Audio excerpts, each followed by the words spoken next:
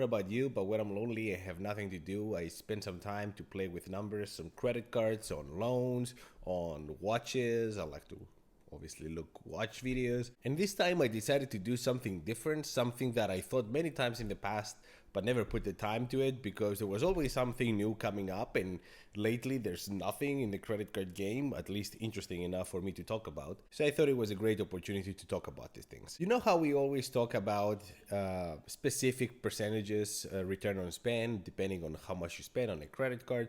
But what happens if you only get a credit card and you use it for specific reasons? Like if I have a hotel credit card and I don't just put any kind of spending on it, but I only use it for the free night and I use it for hotel expenditure, what happens then? What's the return on spend on that specific credit card? I don't know if you ever did the numbers, but the numbers are shocking. This is what I like to call get and forget credit cards. You get them, you put them in a drawer, and a year later you pick them up, you go on a vacation, and all of a sudden it makes you a shitload of money. And all of a sudden it makes you really good returns. Now let's set some parameters here because you could argue that any zero annual fee credit card could be in this list, but it's not. Yes, you might have a Freedom Flex and you have 5x on many categories. And if you only use it for 5x categories every 3 months, then you're gonna get 5x on that credit card. Technically, you can get good returns with many credit cards, but these are like 2, 3, 5x maximum. But I wanted to make this more interesting. 2, 3, 5x means nothing. It's something. I would always get it over zero, but at the same time, how much can I really get if I go with the right credit cards and use them only for that specific reason?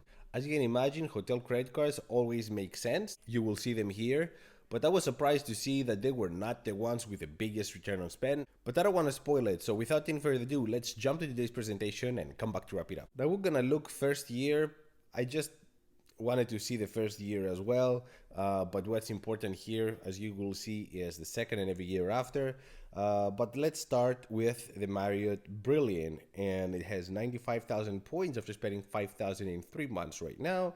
There's a bunch of credits. We're not gonna go into very details here. We've done videos for all of these credit cards, but to hit the minimum spend for the sign-up bonus here, you're gonna get about 16.37%. So after spending $5,000, you're gonna get the 95,000 points. With the spending and everything minus the annual fee, which is $650, is gonna leave you with 16.37, so 16% if we round the numbers. The Hilton Aspire, 150,000 points after spending 4,000 in 3 months. After paying the $450 annual fee, you're gonna be left with 27% return on spend. The Chase IHG Premier, we're looking at 175,000 points. Oh my God, I should get this one. After spending 3,000 in 3 months, and you see here that the valuation is about $875, and the annual fee is only $99. So basically, they're giving you $776 to get this credit card. It's incredible. The return on spend for the first year is 30%, and I have an asterisk here because if you book with points and you book 4 nights, the 4th night is free. So this could potentially be a whole lot more than the 30% suggests. The world of Hyatt, I love Hyatt, you know that, but they need to do something with the sign-up bonus. It's disgusting. 30,000 points after spending 3,000 in 3 months, and there's a 2x on everything up to 30,000 points. So they're trying to make you use these credit cards, and it doesn't make sense, honestly. Other than Hyatt resorts and hotels, it doesn't worth it to use it. So 30,000 points is what I'm gonna calculate here. After paying off the annual fee of $95, you're gonna be left with 27% return on spend, which is excellent. But as we know, what happens in the first year is one thing, what happens in the second is another. But for this time, we're not gonna use our imaginary budget that we typically do. We typically have these credit cards as a standalone credit card, use it in all different kinds of scenarios. But this time, the only spend we're gonna do is the annual fee. So if I keep it, put it in a drawer, and I pay the annual fee, what returns can I get every year? Let's see. Marriott Brilliant is gonna give us $680. That's the value of the 85,000 point anniversary night that it gives you, at least based on my calculations. Your mileage may vary, you know that. And $300 you're gonna get on dining. Now you say, oh, but as we said, we're not gonna use it. Well, you can have it in your wallet. You can go and spend up to the allowance that it gives you. So technically, you could get that $300. 51% is the return on spend. The Hilton Aspire, I thought honestly that this would be the best, and it is on this group, but you will see later. It has a bunch of credits, but I'm not gonna calculate every credit. I didn't do this for any of these credit cards. I only got the main course here. So if you see the Brilliant, I only used the $300 dining, nothing for the property credit. So for the Aspire, we're gonna use only the $500, $250 on airline incidentals, and $250 on resort credit, because you're gonna use this hopefully at the resort. And $650 is minimum, I would say, the anniversary night, because it doesn't have any limit of where you can use it. So you could at least get $650. I was actually checking the World of Astoria for this one, and I got $650 for next month in New York. So there you go, 156%. That's after paying the annual fee.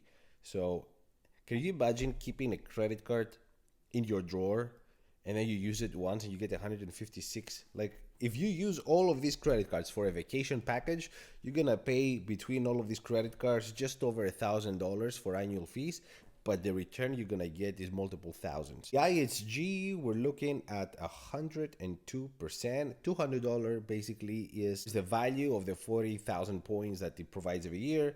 But at the same time, I have an asterisk, because again, if you book with points, if you were to use this and really have enough points, then you could get the fourth night free, and that 102% could be potentially more, or you can transfer from other credit cards.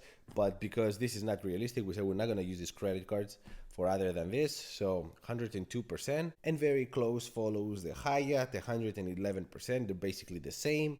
I thought I saw everything with this one, but then I thought, okay, what if I try to see what airline credit cards I've reviewed in the past, and I use them with the same case scenario? Now, I only came up with two. Southwest is not one of them. Southwest does provide enough benefits for you to cover the annual fee. And then if you take advantage of the priority boarding, then you will come ahead by about 100%. But it wasn't impressive enough for me to use this, because you still don't know if you will find availability when it comes to the priority boarding. I gave my credit card to my wife when she was traveling to Costa Rica. She had one layover in Texas, and she tried to get priority boarding from here to Texas, from Texas to Costa Rica, and it was impossible. And I got this experience before. It looks that the Southwest travelers are back. They're all savvy. They know what they're talking about. So it doesn't work anymore, at least for me. Plus 100% is too little for what these other credit cards offer. But by far the best credit cards on return on spend on this specific scenario are, to my surprise, the American Express, Delta, Platinum, and Reserve. So the first year you're gonna get for the Platinum 90,000 points after spending 4,000 in 6 months. After spending the $250 to pay the annual fee, you're gonna get 29% return on spend. And the Reserve, it has 95. I saw it 90 just before I posted this video, but okay, close enough. After spending 6,000 in 6 months, which is a whole lot more, and you see with the combination of the annual fee being a whole lot higher, it drops the return on spend at 20%, 21%. But what happens in the second year is a shock in here. And obviously you have to spend money to travel, because these are companion passes. So you need to spend money to travel yourself, but your companion will travel for free. And we see here that the return on spend for the Platinum is 180%. Let me say this again, 180%. But look what happens when it comes to the Reserve. We're looking at 209%. And all this is because of the potential it gives you to travel. With the Platinum, you can get a companion pass that is coach, But with a reserve, you can get up to first class. And I checked first class tickets for both of these. I researched flights from here, the Washington, D.C. area to LAX, Los Angeles airport. And these are the prices I found. So I used the prices I found for these examples, and I would get 180 to 209% return on spend of these credit cards.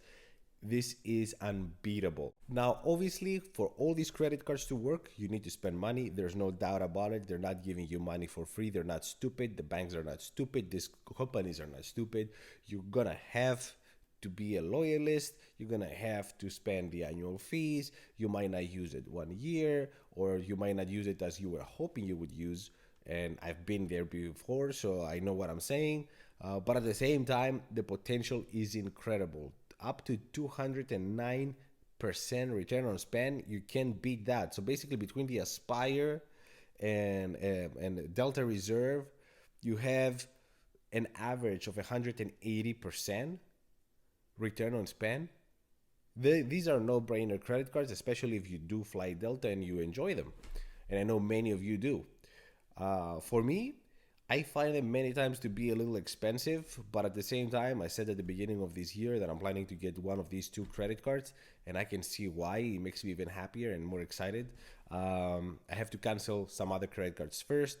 The time has not come yet, but when it does, you will see me reviewing one of these credit cards as one of my own. Let me know what you guys think. How do you like these credit cards? Do you ever get this kind of returns? Thank you so much for watching. Until the next one. Ciao.